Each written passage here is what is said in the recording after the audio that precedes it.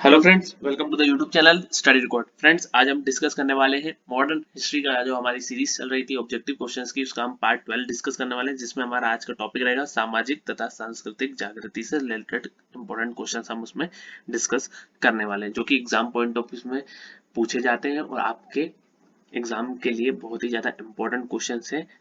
तो आप इन क्वेश्चंस को ध्यान से करिएगा। दो पार्ट में हम इस टॉपिक को कवर करेंगे, पार्ट 12 और पार्ट 13 में।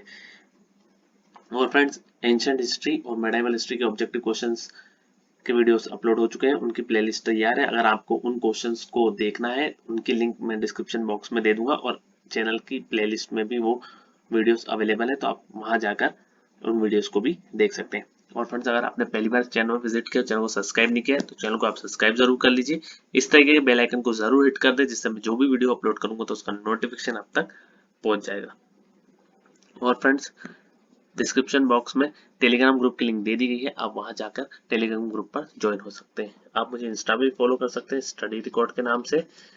मैं वहां पर आपको एमपी के current affairs, static GK, science और रीजनिंग के इंपॉर्टेंट पोस्ट अपडेट करता हूं, तो आप मुझे इंस्टा पे भी फॉलो कर सकते हैं। जैसे कि मैंने आपको बताया कि आज हिस्ट्री का सेक्शन स्टार्ट जैसे कि मैंने आपको बताया कि हिस्ट्री के ऑब्जेक्टिव क्वेश्चंस की सीरीज चल रही है, उसमें हम मॉडर्न हिस्ट्री के टॉपिक आज देखेंगे, सामाजिक तथा सांस्कृतिक जागृति। और हमारा मॉडर्न हिस्ट्री का जो ऑब्जेक्टिव क्वेश्चंस की सीरीज चल रही है, उसका पार्ट कौन सा रहेगा? 12th रहेगा। चलिए स्टार्ट करते हैं।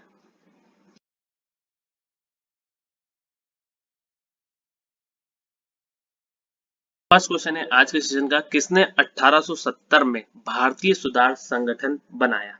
तो इसका राइट आंसर है option number B, Keshav Chandra Sen. Keshav Chandra Sen इसका राइट आंसर हो जाएगा। ऑप्शन नंबर बी इसका राइट आंसर हो जाएगा। केशव चंद्र सेन ने 1870 ईस्वी में भारतीय सुधार संगठन बनाया था, ये आपको याद रखना है। और केशव चंद्र सेन ने 1866 ईस्वी में कलकत्ता में आदि ब्रह्म समाज की स्थापना की थी। और इनके प्रयास से 1872 में बाल विवाह निषेध अधिनियम बना था और इसमें बाम बोधिनी नामक पत्रिका का प्रकाशन किया था। ठीक है, ये आगे हम डिस्कस करेंगे। तो ये आपको याद रखना है कि 1870 में भारतीय सुधार संगठन किसने बनाया? तो केशव चंद्र सेन। बहुत बार एग्जाम में पूछा गया है, इंपॉर्टेंट क्वेश्चन है, इसलिए मैंने इसको पुट अप किया है। नेक्स्ट क्वेश्चन है, शारदा मणि कौन थी? तो इसका राइट आंसर है option number D, Ramakrishna Paramahamsa की पत्नी थी।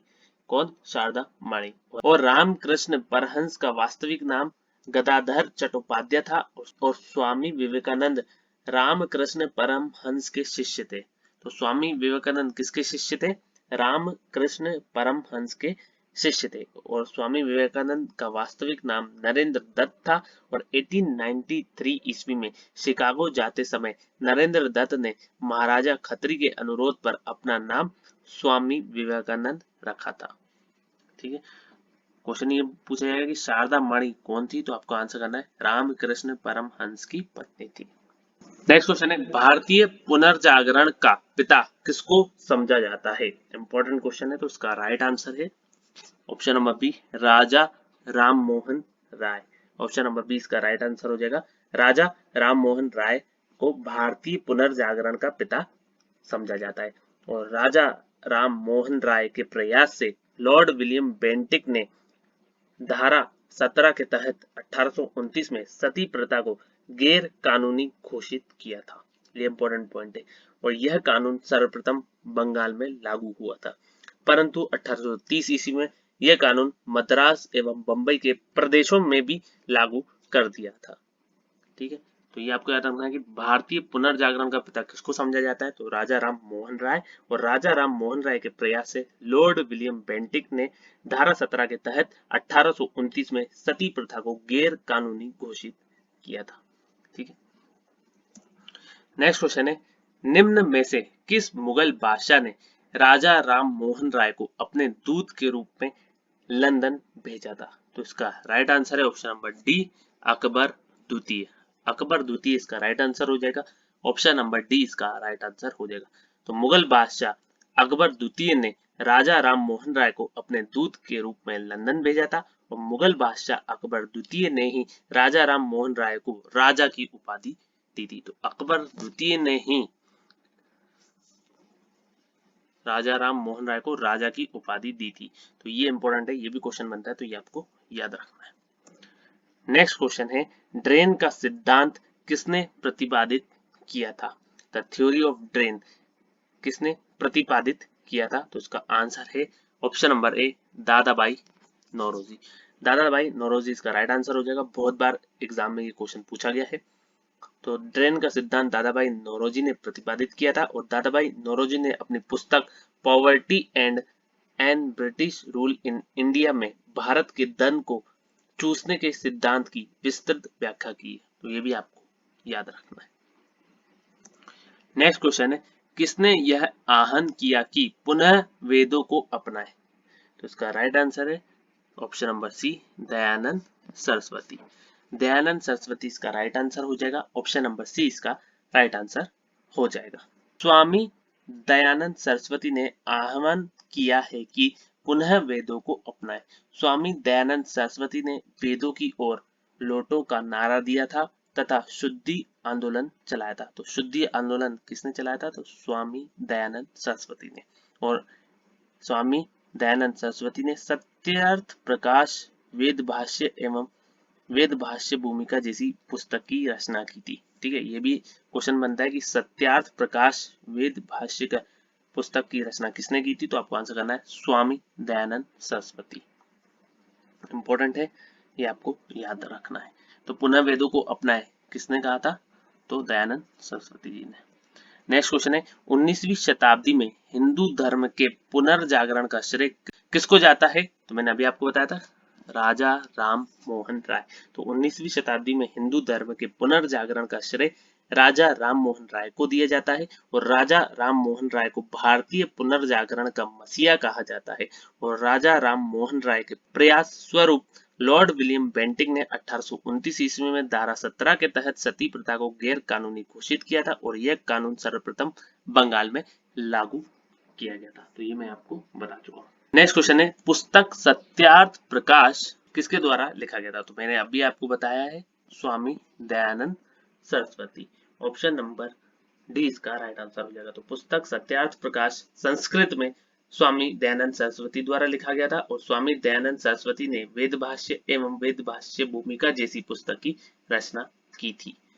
ठीक है, तो ये भी आपको याद रखना है। तो स्वामी दयानंद सरस्वती ने वेद भाष्य, ये भी क्वेश्चन बनता है, तो मैं यहाँ नोट डाउन कर दे रहा हूँ, वेद भाष्य एवं वेद भाष्य भूमिका जैसी पुस्तक की रचना की थी। तो तीनों में से कोई भी पूछा जा सकता है, सत्यार्थ प्रकाश, वेद भाष्य या वेद भाष्य भूमिका किसके द्वारा लिखा गया था? तो स्वामी दयानंद सरस्वती, आपको आंसर मार्क करना है। नेक्स्ट क्वेश्चन है, प्रार्थना समाज का संस्थापक कौन था? तो प्रार्थना समाज के जो संस्थापक थे वो थे आत्माराम पांडुरंग। ऑप्शन नंबर ए इसका राइट आंसर हो जाएगा। आत्माराम पांडुरंग इसका राइट आंसर हो जाएगा। तो प्रार्थना समाज की स्थापना केशव चंद्र सेन की प्रेरणा से 1867 ईस्वी में बंबई में महादेव गोविंद रानाडे, डॉक्टर आत्माराम पांडुरंग एवं चंद्रा वारकर ने किया था। अगर संस्थापक पूछा जाए तो आपको आंसर करना है आत्माराम पांडुरंग। नेक्स्ट क्वेश्चन है, आर्य समाज के संस्थापक कौन थे? तो आर्य समाज के जो संस्थापक थे वो थे Dayanand Saraswati. Option number D इसका राइट आंसर हो जाएगा। तो स्वामी दयानंद सरस्वती ने 1875 ईस्वी में बंबई की धरती पर आर्य समाज की स्थापना की थी। स्वामी दयानंद सरस्वती का वास्तविक नाम मूल शंकर था। यह पूछा जा सकता है कि दयानंद सरस्वती का वास्तविक नाम क्या था? तो मूल शंकर था और इनके गुरु का नाम विरजानंद स्वामी था। इन्होंने अपने गुरु से वेद की शिक्षा प्राप्त की थी और स्वामी दयानंद सरस्वती ने सत्यार्थ प्रकाश, वेद भाष्य एवं वेद भाष्य भूमिका जैसी पुस्तक की रचना की थी। स्वामी दयानंद सरस्वती ने वेदों की ओर लौटो का नारा दिया था और वहीं शुद्धि आंदोलन चलाया था। तो ये सब पॉइंट मैं डिस्कस कर चुका हूँ, इंपॉर्टेंट है, तो आपको याद रखना है। नेक्स्ट क्वेश्चन है, कौन सा शहर स्वामी विवेकानंद का जन्म स्थल है? तो इसका राइट आंसर है option number D, Calcutta. Calcutta इसका राइट आंसर हो जाएगा। ऑप्शन नंबर डी इसका राइट आंसर हो जाएगा।